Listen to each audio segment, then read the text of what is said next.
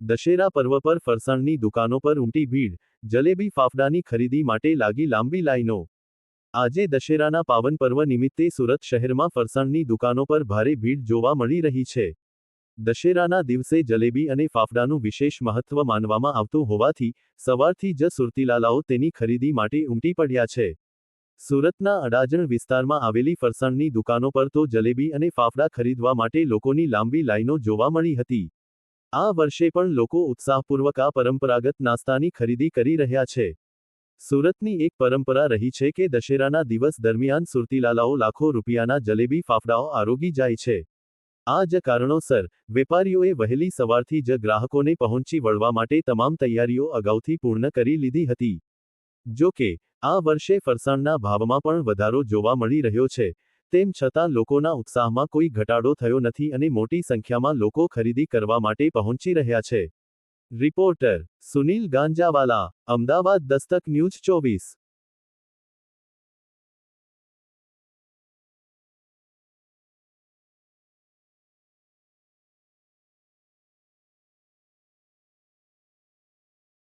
મારું નામ અભિષેક પૂજારા છે।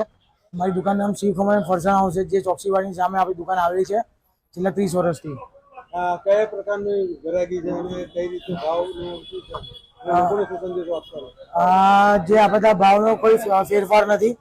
જે લાસ્ટ ટાઈમ 500 રૂપિયા ફાફા બધા ભાવ એ જ ભાવ છે, જલેબીના બી એ જ ભાવ છે, ભાવમાં કોઈ ફેરફાર નથી। ગ્રાહકો સવારે 4 વાગ્યાથી લાઈનમાં ઊભા છે આપણા હતા, અત્યાર સુધી કન્ટિન્યુ લાઈન ચાલુ જ છે। તમારી કઈ પ્રકારની તૈયારી છે? હાજી, અમે લોકો એક દિવસ પહેલા ફાફા બાંધેલા તૈયાર રાખેલા છે। જે ગ્રાહકને લાઈવ કાઉન્ટરમાં ઉભા રહીને નથી લેવા ફાફડા, જેને તરત લઈને નીકળી જવું છે, એના માટે આખું કાઉન્ટર અલગ છે। લાઈવ કાઉન્ટર માટે આખો અલગ કાઉન્ટર અલગ છે।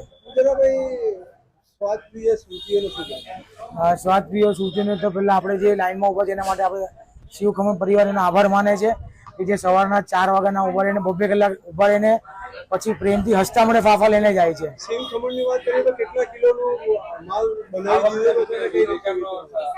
હજી આપણો જે ઓર્ડર છે ને એ પ્રમાણનો જ આપણે બનાવેલા છે અને શું કહેવાય, આપણે જે લાઈનમાં કન્ટિન્યુ લાઈવમાં ચાલુ છે એની કોઈ ગણતરી નથી। આટલા કિલો ગ્રાહક આવે છે ને લઈ જાય છે। કેટલા કિલોનું ઓર્ડર આપણે આમાં advance order 100 kilo plus order હતા।